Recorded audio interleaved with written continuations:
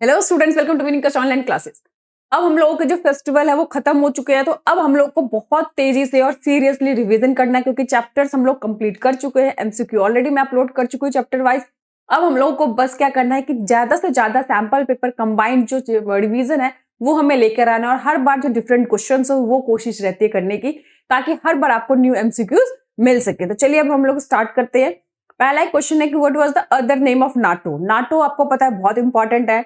NATO का full form भी मैंने कहा था आप लोगों को लर्न करने के लिए। यहाँ पे कह रहे हैं कि नाटो का दूसरा नेम क्या है, अदर नेम क्या है। क्या उसको ईस्टर्न अलायंस कहते हैं, क्या उसको वेस्टर्न अलायंस के नाम से जाना, क्या उसे वार्सा पैक्ट कहते हैं, या उसे नॉर्थ अमेरिकन ट्रीटी ऑर्गेनाइजेशन कहते हैं। तो सबसे पहले देखिए, लोगों को लगता हो सकता है कि NATO, तो आपको लग सकता है कि नॉर्थ अमेरिकन, जिसने नहीं पढ़ा होगा, लेकिन North Atlantic Treaty Organization, North American तो बनता नहीं है।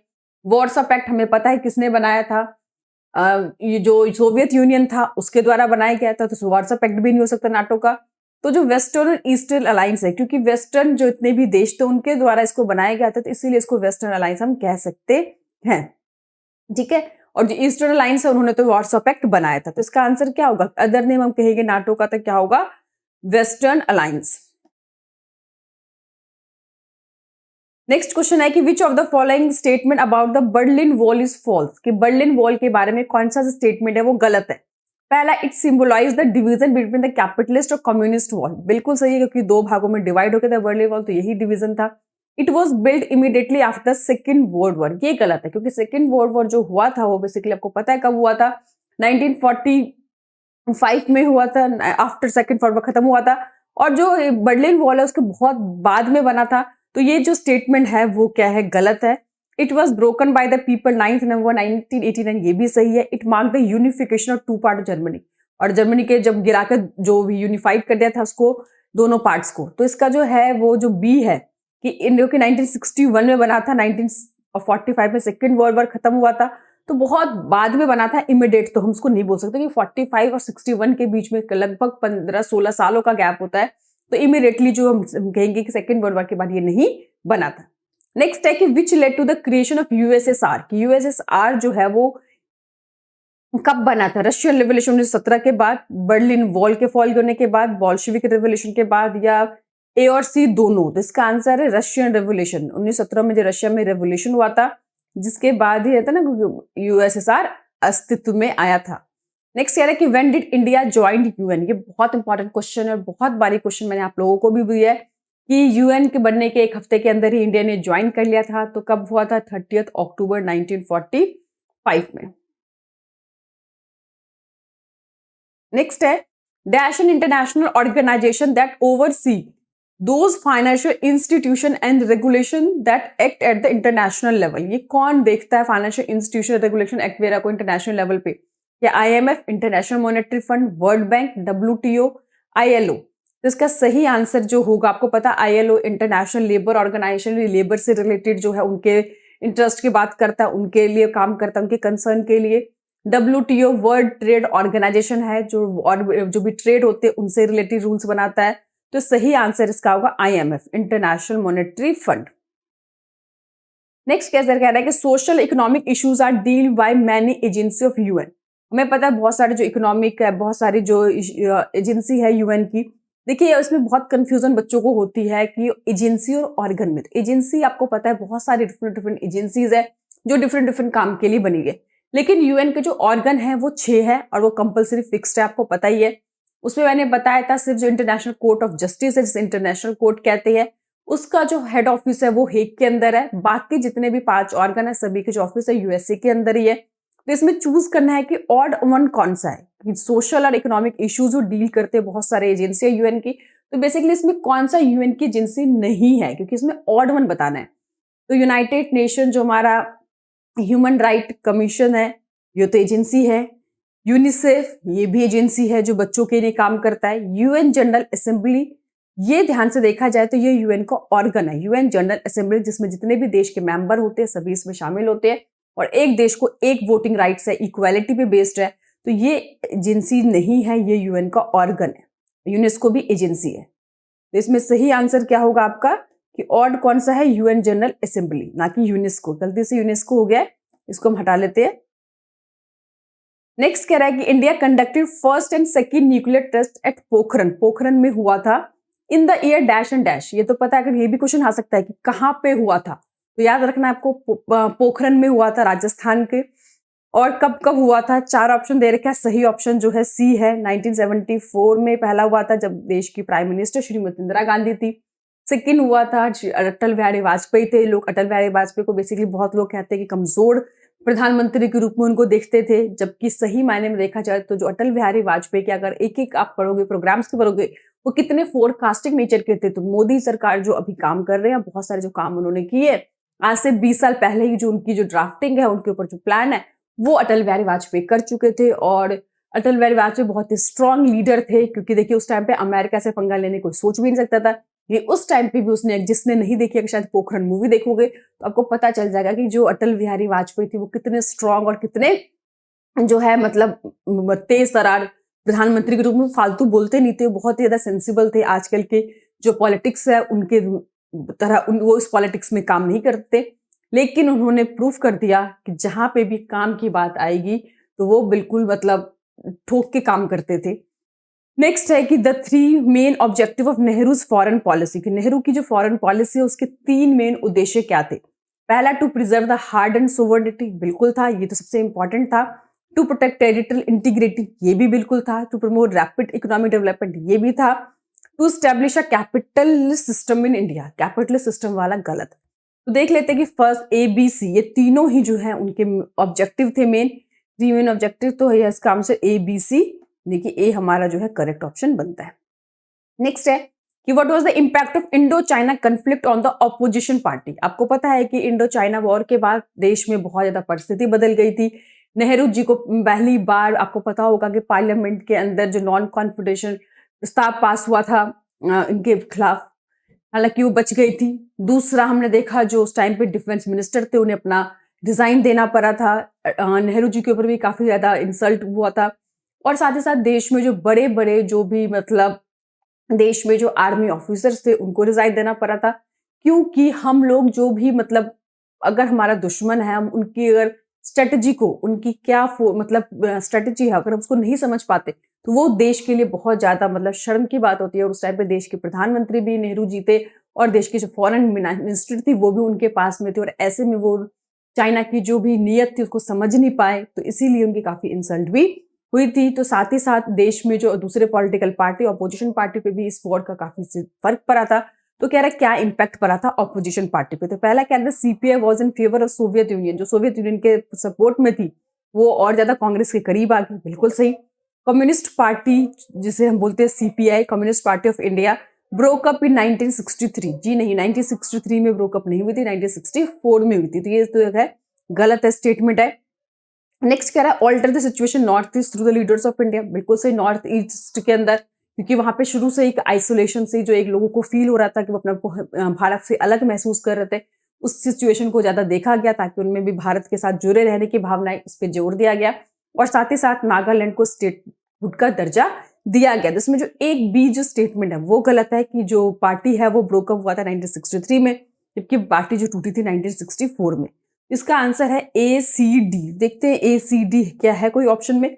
यस, तो इसका जो है ए सी डी यानी कि सी जो है वो करेक्ट ऑप्शन बनता है।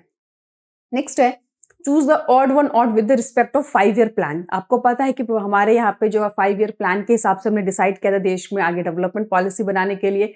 तो फर्स्ट 5 ईयर प्लान के अंदर क्या चीज ऑड है, मतलब वो जो चीज का पार्ट नहीं है।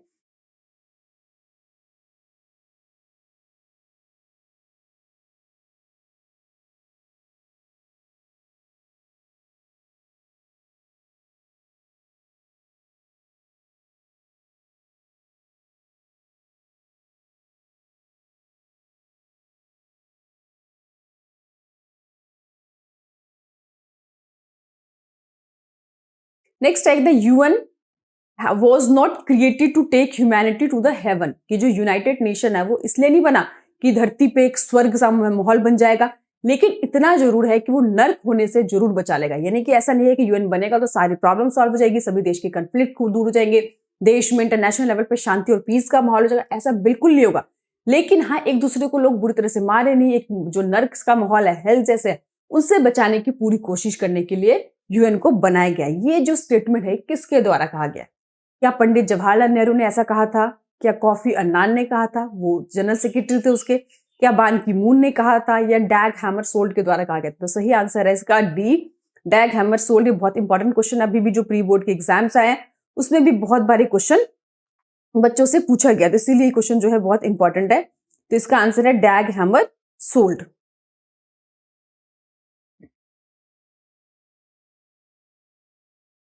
नेक्स्ट है कि when Panchsheel agreement was sign, कि पंचशील एग्रीमेंट कब साइन किया? दोनों चीजें याद रखना है, कब साइन किया और किन दो देशों के बीच साइन किया गया। कब साइन किया? इसका आंसर 1954 है। किन दो देशों के बीच में साइन किया गया था? तो उसका आंसर है इंडिया और चाइना के बीच में। और अगर किन किन मुद्दों पे हुआ था तो वो भी आप इसको याद रख सकते हैं। नेक्स्ट क्वेश्चन है कि why did Russia become the successor of USSR, कि भैया रशिया है सक्सेसर क्यों बना यूएसएसआर के? आपको पता है ना कि जो 15 रिपब्लिक्स को मिलकर यूनाइटेड नेशन बना, सॉरी सोवियत यूनियन बना था, लेकिन जब सोवियत यूनियन डिसइंटीग्रेट हो गया, खत्म हो गया, तो उसका सक्सेसर रशिया ही क्यों बना? इसके ऑप्शन 4 दे रखा है, क्योंकि उसने CIS बनाया था जिसको उसने लेड किया था। आपको पता है ना 12 में से, सॉरी 15 में से जो 3 थे वो अलग हो गए थे, बाल्टिक उन्होंने बना लिया था, बाकी जो 12 मेंबर्स थे उन्होंने CS कॉमन इंडिपेंडेंट स्टेट्स बना लिए थे। कह रहा है कि दूसरा कि भैया उसने जो उसको इनहेरिटेडली यूएन का जो सीट मिला था, इसीलिए आपको पता है यूनाइटेड नेशन सिक्योरिटी काउंसिल में जो परमानेंट सीट है पहले यूएन की थी, उसकी सोवियत यूनियन की थी, वही सीट बाद में रशिया को मिल गई, इसीलिए उसको सक्सेसर बनाया गया। या सबसे बड़ा रिपब्लिक था इसीलिए बनाया गया। या Boris Yeltsin was charismatic then Gorbachev, जो बोरिस येल्सिन थे वो ज्यादा करिस्मेटिक उनकी पर्सनालिटी थी देन द गोर्बाचेव, इसीलिए उनको बनाया गया। तो इसका आंसर आप लोग मुझे देंगे। सेकंड चैप्टर है, फर्स्ट और सेकंड चैप्टर वैसे मैंने आपको लाइव क्लासेस में भी बहुत बार कराया हुआ है। तो 13 का आंसर आप लोग मुझे जरूर कमेंट करके बताइएगा कि इसका सही आंसर क्या बनता है। ठीक है, नेक्स्ट क्वेश्चन है कि why did Indian government sign the treaty with Soviet Union 1971? जैसा कि हम जानते हैं कि 1971 में इंडिया और पाकिस्तान का क्या हुआ था, वॉर हुआ था, जिसमें बांग्लादेश एक इंडिपेंडेंट नेशन बना था। तो पाकिस्तान जो है, पाकिस्तान को पूरा सपोर्ट कहाँ से था? अमेरिका की तरफ से था, क्योंकि अमेरिका ग्रुप में शामिल था। ऐसे में भारत को भी एक सुपर पावर की जरूरत थी, एक मजबूत फ्रेंडशिप की जरूरत थी जो उसको डिप्लोमेटिकली मिलिट्री हेल्प कर सके। तो आपके पास ऑप्शन दे रखा है कि आखिर भारत ने साइन क्यों किया इसके साथ, इंडिया और सोवियत यूनियन के साथ 1971 में। India needed diplomatic and military support during the Bangladesh crisis के टाइम में उनको सपोर्ट की जरूरत थी। India was very close to USSR, India बहुत क्लोज था यूएसएसआर के साथ। India wanted to stay away from USA, वो यूएसए के साथ अलग रहना चाहता था। For strengthening the friendship with USSR के साथ अपनी दोस्ती को और ज्यादा मजबूत करने के लिए। मैं आपको चैप्टर बताई थी, फर्स्ट चैप्टर है, आखिरी जो पेज है उस पे इसका आंसर आपको मिलेगा। इसका भी आंसर आप लोग फटाफट से ढूंढकर मुझे बताइएगा इसका सही ऑप्शन क्या बनता है, क्योंकि बहुत से बच्चों ने कहा कि मैम आप लोग हम कुछ क्वेश्चंस आप हमें भी दीजिए ताकि हम ढूंढकर उसमें अपना आंसर करते, सारे आंसर आप बता देंगे। तो होता क्या है कि फिर हम ढूंढने की मेहनत नहीं करते। ठीक है, आपने आंसर बता दिया, और जब तक हम खुद से आंसर नहीं ढूंढेंगे तो वो चीज आपको लंबे टाइम तक याद नहीं रहती। इसीलिए कुछ चैप्टर जो फर्स्ट सेकंड या कुछ चैप्टर्स के क्वेश्चंस मैं आप लोगों के लिए छोड़ देती हूँ, लेकिन इसका कमेंट करके आप लोग मुझे जरूर बताइएगा कि क्या मैं इस तरह क्वेश्चंस आप लोग के लोग छोड़ा करूं या सारे आंसर मैं आप लोग बता दिया करूं। तो इसका जो भी आप लोग मुझे कमेंट करके बताएंगे उसके हिसाब से हम नेक्स्ट क्लास में देखेंगे। चलिए नेक्स्ट कह रहा है, तो आपको 13 और 14 दो क्वेश्चन आप लोगों को मिल गए। आप लोग ढूंढ के, मैंने चैप्टर भी बता दिया है, पैराग्राफ भी बता दिया कहाँ पे मिलेगा, तो फटाफट चैप्टर्स को जल्दी से पढ़िए, उसका आंसर ढूंढ के मुझे इसका आंसर कमेंट बॉक्स में बताइए। नेक्स्ट क्वेश्चन है, border dispute arose when India and China, India और चाइना के बीच जो बॉर्डर डिस्प्यूट था कब हुआ? जब dash and dash within the Indian territory, in Bharat के ही टेरिटरी के अंदर जो दो जगह थे उन पर जब चाइना ने क्लेम करना स्टार्ट किया, तो क्या वो जम्मू एंड कश्मीर दो जगह था, क्या तिब्बत और सिक्किम दो जगह था, अक्साई चिन और नेफा वो जगह था, या नेपाल? तो इसका आंसर है, आप सभी को पता होगा, जब से ही आप लोगों ने अक्साई चिन एरिया देखा होगा आप लोगों के दिमाग में आंसर पता चल गया होगा, क्योंकि ये जो है चाइना और भारत के बीच में एक डिस्प्यूटल जगह है। नेक्स्ट, एसर्शन रीजन बहुत इंपॉर्टेंट है, बहुत सारे बच्चों कमेंट आए थे एसर्शन रीजन में, अभी भी आप लोग फंसते हैं, फिर भी कोशिश यही होती है कि बार बार आपको एसर्शन और रीजन के क्वेश्चंस कराए जाए। तो चलिए हम लोग स्टार्ट करते हैं एसर्शन और रीजन के क्वेश्चन। तो पहला कह रहा है कि NITI Aayog was constituted in place of Planning Commission with the objective of providing necessary and technical advice to the union government, कि भैया जो ये नीति आयोग है वो बनाया गया था प्लानिंग कमीशन की जगह पे इस उद्देश्य के लिए, ताकि जो भी जरूरी और जो भी टेक्निकल एडवाइस है वो यूनियन गवर्नमेंट को मिल सके। क्या ये सही है? इंडिपेंडेंटली देखिए, स्टेटमेंट तो बिल्कुल सही है। अब दूसरा हम रीजन असर्शन नहीं देखेंगे, स्टेटमेंट की तरह इसको देखेंगे। क्या it's a think tank of union government, ये भी पता है, बहुत बार हमने देखा है थिंक टैंक है। With the aim to achieve sustainable development goals follow the bottom up approach, ये भी ठीक है। अब इनमें क्या कनेक्शन बनता है कि नीति आयोग जो है प्लानिंग कमीशन को हटा के बनाया गया था और ये थिंक टैंक है?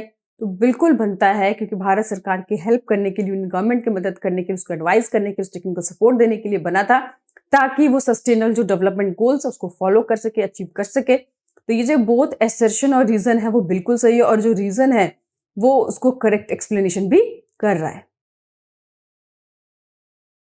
नेक्स्ट है कि India and faced many challenges and one of the main challenge of nation building. हमने देखा जैसे हमने फर्स्ट चैप्टर स्टार्ट किया तो फर्स्ट चैप्टर के सेकंड पेज पे खुलते ही हमें दिख गया कि भारत इंडिपेंडेंट इंडिया के आगे 3 मेन चैलेंजेस थे, उसमें से एक जो चैलेंज था नेशन बिल्डिंग था। बिल्कुल सही है। अब रीजन दे रखा है भैया नेशन बिल्डिंग क्यों चैलेंजेस था, क्योंकि इंडिया जो है लैंड ऑफ डाइवर्सिटी, डाइवर्सिटी आपको पता ही है, जो इंडिया है बहुत सारे लैंग्वेजेस यहाँ बोले जाते हैं, बहुत सारे डिफरेंट कल्चर्स है, रिलीजियस है, तो जिसके कारण एक साथ बांध के रखना इतने सारे कल्चर, इतने रिलीजियस, इतने लैंग्वेज के बीच में, तो ये अपने आप में बहुत बड़ा चैलेंज था। तो ऊपर का जो स्टेटमेंट है नीचे को पूरी तरह से एक्सप्लेन कर रहा है कि ये इसीलिए चैलेंज जो है नेशन बिल्डिंग का ही बहुत ज्यादा इंपॉर्टेंट बन गया था। तो इसमें जो एसर्शन है, रीजन है, दोनों ही करेक्ट है, और एसर्शन को रीजन पूरी तरह से एक्सप्लेन कर रहा है। नेक्स्ट है कि सोवियत यूनियन लैग्ड बिहाइंड, भैया पीछे रह गया था वेस्टर्न टेक्नोलॉजी से, इंफ्रास्ट्रक्चर से, could not fulfil political aspiration of people, कि वहां पे लोगों को जो एस्पिरेशन थी, जो लोगों को उम्मीदें थी वहां की सरकार से, वहां के पॉलिटिशियन से, वो उम्मीदें पूरी तरह से पूरी नहीं हो पाई। आपने देखा वहां पे लोगों को बोलने की आजादी नहीं थी, वहां पे लोगों को जो बेसिक रिक्वायरमेंट्स थी वो सब चीजें नहीं मिल रही थी, तो जिसके कारण कहीं ना कहीं जो लोगों में डिससेटिस्फेक्शन हो गई थी। तो ये बिल्कुल सही है स्टेटमेंट। दूसरा कह रहा है कि Soviet invasion Afghanistan also weaken the system further more, ये सारी प्रॉब्लम तो थी कि सोवियत यूनियन पीछे रह गया था वेस्टर्न टेक्नोलॉजी, इंफ्रास्ट्रक्चर, ये तो स्टेटमेंट बिल्कुल ठीक है। सोवियत इन्वेजन जो है अफगानिस्तान, जिसने उसके जो भी सिस्टम है उसको और ज्यादा कमजोर कर दिया इंडिपेंडेंटली, ये भी स्टेटमेंट बिल्कुल सही है। 10 साल तक अगर कोई भी देश है वॉर में अपने आप को इन्वॉल्व रखता है, दूसरे देश में अपनी आर्मी रखता है, वहां पे सारी चीजें भेजता है, समझ में आए, तो सीधी सी बात है कहीं ना कहीं उसके जो रिसोर्सेज है वो वेस्ट हो रहे थे, और वो रिसोर्सेज का इस्तेमाल अपने देश की डेवलपमेंट के लिए, इकोनॉमिक डेवलपमेंट के, लोगों के भले के लिए काम कर सकता था, लेकिन वो ना करके उन्होंने अपने 10 साल तक आर्मी को दूसरे देश में रखा, और अल्टीमेटली एंड में हुआ भी क्या, वो जीत कर नहीं बल्कि वैसे हार कर बिना कंक्लूजन के वो लोग आ गए थे। तो दो स्टेटमेंट जो है अपने आप में बिल्कुल करेक्ट है, लेकिन इसमें रिलेशन बनता है नहीं बनता, ये आंसर आप लोग मुझे कमेंट करके जरूर बताएंगे, ठीक है। नेक्स्ट क्वेश्चन है 19, the social revolution in Russia 1970 give birth to USSR, बिल्कुल सही है कि रशिया में 1917 में जो क्रांति हुई थी, रशियन रेवोल्यूशन हुआ था, जिसके बाद ही यूएसएसआर अस्तित्व में आया था, बिल्कुल सही है। दूसरा है कि to ensure a minimum standard living for the citizen, ये भी बिल्कुल सही, क्योंकि रशियन रेवोल्यूशन में सोशलिज्म को प्रमोट किया गया था, कहा गया था कि जो बेसिक नेसेसिटी है सिटीजन को, जैसे फ्री हेल्थ हो गया, फ्री एजुकेशन हो गया, फ्री फूड हो गया, ये लोगों को बहुत ही बेसिक रेट्स पे लोगों को प्रोवाइड किया जाएगा, ऐसे बोला गया था, ताकि देश में जो इनइक्वालिटी खत्म हो जाए, बेसिक चीजें उनको मिल सके। तो पूरी तरह से स्टेटमेंट जो है ठीक है, और फर्स्ट जो है इसको सेकंड को एक्सप्लेन भी कर रहा है, क्योंकि इस रेवोल्यूशन का एम ही क्या था कि लोगों को मिनिमम जो स्टैंडर्ड ऑफ लिविंग है वो लोगों को प्रोवाइड किया जाए, इक्वालिटी सोशलिज्म पे पूरा ये रेवोल्यूशन बेस्ड था। नेक्स्ट कह रहा है कि पार्टीशन वो describe as a division of heart, जैसे एक इंसान का दिल होता है, तो भारत एक इंसान की तरह माना गया। जब भारत के दो टुकड़े कर दिए, ऐसे लगा कि भारत के जो दिल है, हार्ट है, उसी के दो टुकड़े करके इंडिया और एक पाकिस्तान बना दिया गया। तो India was partition in 2 parts, India and Pakistan. तो बिल्कुल सही है कि partition describe as a division of heart, and India was partition in 2 parts, India and Pakistan. तो ये बिल्कुल ही सही है स्टेटमेंट, ठीक है। नेक्स्ट पे आए थे हम कि the reason of Arab spring, Arab spring का मेन रीजन क्या था, जिसे अरब क्रांति कहते हैं। तो autocratic dictatorship, socialist system, post cold war या कैपिटलिस्ट सिस्टम। तो ऑटोक्रेटिक हमने देखा था वहां पे जो सरकार थी तानाशाह हो गई थी, जनता की कोई बात सुनने को तैयार नहीं थी, जरूरत से ज्यादा ही तानाशाह हो गई थी, जिसके कारण जो आम जनता है बहुत ज्यादा फ्रस्ट्रेटेड फील कर रही थी, अपने आप को ह्यूमिलेटेड फील कर रही थी। तो ये मेन रीजन है अरब स्प्रिंग होने का। नेक्स्ट कह रहा है कि a section of big industrialist got together, आपस में एक साथ मिले थे, and drafted a joint proposal for setting a planned economy in the country, it was called together in. पहले तो कब वो इकट्ठे हुए थे, और इकट्ठे होकर उन्होंने एक ड्राफ्ट बनाया था, जॉइंटली प्रपोजल बनाया था, उसको किस नाम से जाना जाता है? इसका आंसर है भैया, फर्स्ट ब्लैंक में तो 1944 आएगा कि इकट्ठे कब हुए थे 1944 में, और उस जो ड्राफ्ट बनाया था उसको क्या कहा गया था? बॉम्बे प्लान कहा गया था। नेक्स्ट है कि इंडिया ऑलवेज असर्शन और रीजन क्वेश्चन आ गया कि India always considered NPT as a discriminatory, refuse to sign it, क्योंकि भारत सरकार का मानना था, आपको पता है कि जो चाइना ने पहले मतलब अपने न्यूक्लियर नहीं बनाए थे, लेकिन 1962 में जब हम पे अटैक करने के 2 साल के बाद उसने जब अपने परमाणु हथियार बना लिए, परमाणु बम बना लिए, तो अब भारत को भी महसूस हुआ कि भारत को भी जरूरत है, उसके पड़ोस में जो देश है वो उसका दुश्मन भी है, और ऐसे में अगर वो ज्यादा स्ट्रांग हो जाता तो कहीं ना कहीं भारत के लिए ज्यादा खतरा है।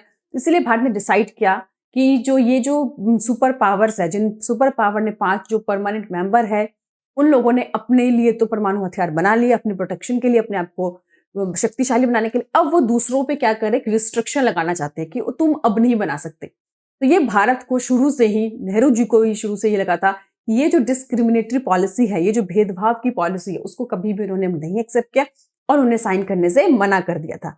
और खुद भी वो कोशिश करते रहे ताकि वो परमाणु हथियार बना सके, परमाणु एटम बॉम्ब बना सके। बाद में उनको सफलता जो मिली श्रीमती इंदिरा गांधी जी के नेतृत्व में 1974 में बनी। उसके बाद हम लोगों ने देखा कि हमने 1998 में दोबारा से अटल बिहारी वाजपेयी के टाइम पे किया।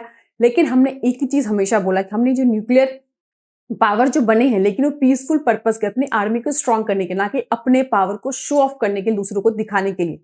तो पहला जो असर्शन है बिल्कुल सही है कि भारत ने हमेशा से एनपीटी का विरोध किया, क्योंकि भारत को लगता था ये एक डिस्क्रिमिनेटरी है, इसको साइन नहीं किया था, और इसीलिए अगर वो साइन कर लेता तो शायद वो नहीं बना पाता। इसीलिए भारत ने पता नहीं फर्स्ट न्यूक्लियर टेस्ट 1974 में किया और दिखाया कि जो न्यूक्लियर पावर है, न्यूक्लियर जो है वो केवल और केवल पीसफुल पर्पस के लिए ही करेगा। तो बहुत एसेंशियल रीजन सही है, और उसको एक्सप्लेन भी कर रहा है कि भैया भाई साहब ने साइन नहीं किया तब भी ये हो सका। अगर साइन कर लिया होता तो एक स्टेट में दूसरे पे बेस्ड है ना, कि अगर साइन कर लिया होता, अगर मान लिया होता तो हम न्यूक्लियर टेस्ट कभी कर ही नहीं पाते। नेक्स्ट कह रहा है कि given the contemporary reality of the world, how can the UN play a more important role. जब आपने यूनाइटेड नेशन वाला चैप्टर पढ़ा होगा तो उसमें एक पैराग्राफ है कि किस तरह से यूनाइटेड नेशन है और ज्यादा इन्फ्लुएंसिव तरीके से काम कर सकती है। तो कौन सा जो रियलिटी है कि by being more assertive about the human right violation calling for change, कि जो अलग अलग देश में जो मानव अधिकारों का उल्लंघन हो रहा है उन सब पे और ज्यादा स्ट्रिक्टनेस उठा के, कदम उठा के, letting the regional power take changes. तो ये 4 ऑप्शन दे रखे हैं आपको, मैंने चैप्टर बता दिया, यूनाइटेड नेशन वाला चैप्टर है। उसमें जो पैराग्राफ है वो पढ़ना है कि किस तरह से यूएन और ज्यादा इंपॉर्टेंट रोल प्ले कर सकता है। तो आपको इसका आंसर मुझे कमेंट बॉक्स में करके बताना। नेक्स्ट, अगर बाद में बाकी जो अगर आप लोग को नहीं मिलेगा तो भी आप मुझे कमेंट करके जरूर बताइएगा कि मैं आपको इसका आंसर नहीं मिल रहा है प्लीज, ताकि जो भी अगर आपको आंसर नहीं मिलता तो मैं कोशिश करती हूँ कि मैं आपका आंसर नेक्स्ट वीडियो में इसका आंसर आपको बता सकूं। नेक्स्ट क्वेश्चन है कि on 15 August 1947 Mahatma Gandhi did not participate in any of the independence day celebration. हमने देखा था देश में आजादी हो गई थी, चार तरफ जश्न का माहौल था, सब खुश थे कि इतने 200 सालों की लगभग गुलामी के बाद हमको आजादी मिली है। लेकिन जो महात्मा गांधी थे उन्होंने किसी भी इंडिपेंडेंस डे सेलिब्रेशन में भाग नहीं लिया, क्योंकि वो कहाँ पे थे, क्या वो दिल्ली में थे, मुंबई में थे, कोलकाता में थे, लखनऊ में थे? क्योंकि वो कोलकाता में थे जहां पर बहुत ज्यादा कम्युनल राइट्स हो रहे थे, जहां पे दंगे हो रहे थे, ऐसे जगह पे लोगों की सेवा में लगे हुए थे। आंसर है कोलकाता।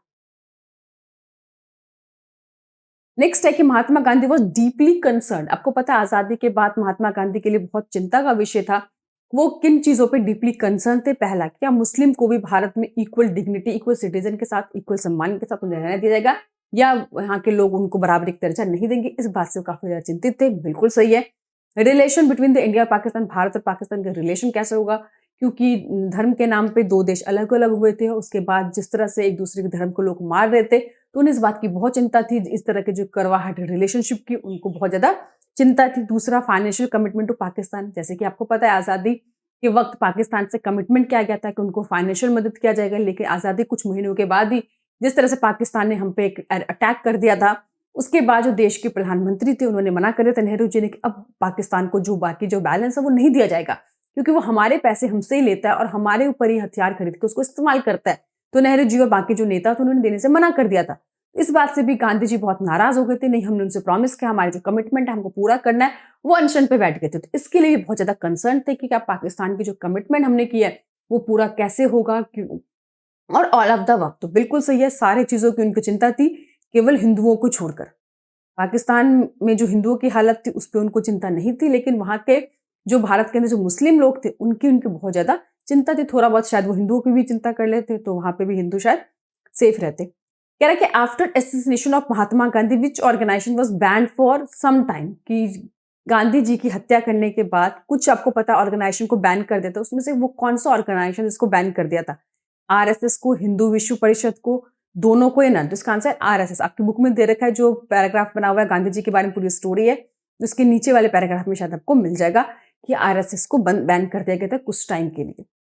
नेक्स्ट कह रहा है आइडेंटिफाई द स्टेट। इसमें स्टेट को आइडेंटिफाई करना है जिसकी आपको फीचर्स दे रखा है कि पहला जो है उसका फीचर है कि with the largest principal state. जितने भी प्रिंसिपल स्टेट थे 565 में से सबसे बड़ा लार्जेस्ट स्टेट था वो कौन सा था? आई होप आपको पता होगा। इसके जो रूलर था उसको क्या बोलते थे? निजाम। अब तो सबको समझ में आ गया होगा। जिसने स्टैंड स्टिल एग्रीमेंट साइन किया था इंडिया के साथ, नो डाउट अब तो पहला ही पता चल गया होगा। और उसका जो रूलर था वो एक इंडिपेंडेंट स्टेटस आता था अपने स्टेट के लिए। आई होप सभी को इसका आंसर पता होगा। इसका आंसर है बी, हैदराबाद। नेक्स्ट है कि the prime minister announce the formation of separate Andhra state. हमने देखा कि हमारे देश के नेताओं ने डिसाइड किया था आजादी से पहले कि हमारे देश में जो डिवीजन हो लिंग्विस्टिक लैंग्वेज के बेसिस पे होगा, लेकिन आजादी के बाद देश की सिचुएशन बदल गई थी, देश की परिस्थितियां बदल गई थी, इसलिए हमारे टॉप मोस्ट नेताओं ने डिसाइड किया था कि अभी फिलहाल हम लैंग्वेज को बेस नहीं बनाते और कुछ दिनों के लिए इस आइडिया को ड्रॉप कर देते। लेकिन वहां के कुछ लोकल लीडर्स है उन्होंने इसके आइडिया को चैलेंज किया और लोग अनशन पे इंडेफिनिट फास्ट बैठ गए। उस पर आपने देखा कि बड़े से नेता थे श्री राम, उनकी क्या हो गई थी, मतलब डेथ भी हो गई थी, जिस कारण जो माहौल था बहुत खराब हो गया था। तो फाइनली जो हमारे देश के जो प्राइम मिनिस्टर थे उन्होंने अनाउंस कर दिया कि सेपरेट आंध्रा को सेपरेट एक स्टेट बनाया जाएगा। तो किस दिन डिसाइड हुआ था? आंसर है दिसंबर 1952 में। नेक्स्ट है कि which was the most popular party of Jammu and Kashmir which was led by the Sheikh Abdullah. Sheikh Abdullah जिसके मेन लीडर थे और जम्मू कश्मीर की बहुत पॉपुलर पार्टी थी, तो उस पार्टी का नाम क्या था? इसका सही आंसर द नेशनल कॉन्फ्रेंस। अभी भी अमर अब्दुल्ला वगैरह सुनते होंगे, ये इसी पार्टी के ही नेता है। तो आई होप आप लोग को समझ में आ गया होगा। अच्छा इंटरेस्टिंग क्वेश्चन था, पहले से बहुत अलग क्वेश्चन थे। हार्डली एक या दो क्वेश्चन ही रिपीट हुए होंगे, बाकी सारे क्वेश्चन बहुत ही फ्रेश और बहुत नए थे। 2-3 क्वेश्चन मैंने आप लोगों को लिए छोड़ा है। अगर आप लोग मुझे कमेंट करके बता देंगे आंसर तो ठीक है, नहीं मिले आप लोगों को तो प्लीज वो भी आप लोग कमेंट जरूर कीजिए, क्योंकि ये जो सारे क्वेश्चन है बहुत इंपॉर्टेंट है और मैं नहीं चाहती कि जो भी बच्चा मुझसे पढ़ रहा है उसके एक भी क्वेश्चन के आंसर उसके छूटने चाहिए। हर आंसर आपको पता होना चाहिए और पेपर में पूरे 40 में से 40 मार्क्स आपको लाना है। तो बाकी आप जैसे भी आप लोग की जो भी रिक्वायरमेंट्स हो आप लोग मुझे कमेंट करके बता सकते हैं। Thank you.